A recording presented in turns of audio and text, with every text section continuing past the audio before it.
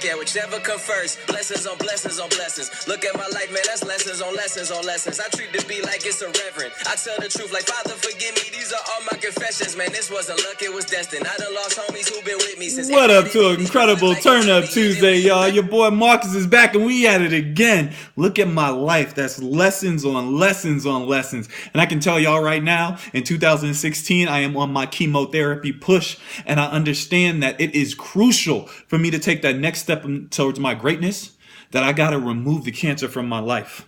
A lot of times we allow things to linger way too long. We allow individuals and circumstances that aren't benefiting us in any way, shape, or form, but are actually killing us inside to stay at our table and poison our existence and poison our perspective. Sometimes you got to be willing to have that chemotherapy.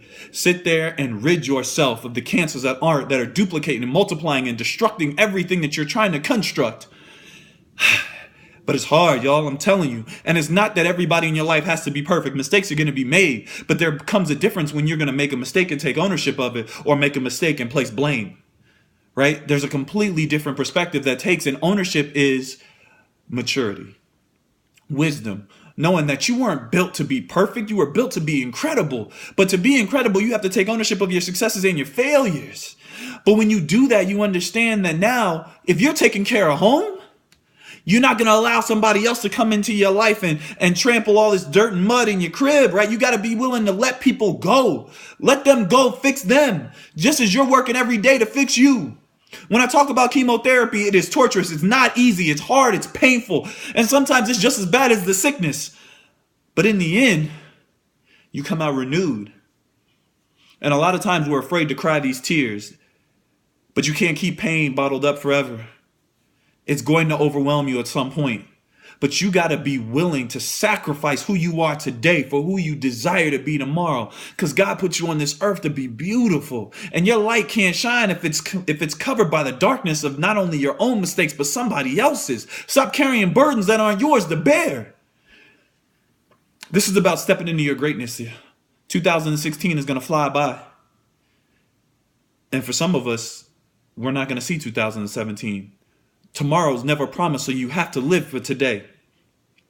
Opportunity of a lifetime must be taken advantage of in the lifetime of that opportunity. We always believe that we got tomorrow, but you can't fix today's wrongs tomorrow. You got to fix it right now. And sometimes that's simply taking ownership and saying, I made a mistake. I got to get better. I got to prove and push myself to be the best version of myself every single day. And I promise you, if you're truly committed to that change, you don't have to tell the world about it, right? The greatest apology is a change in action.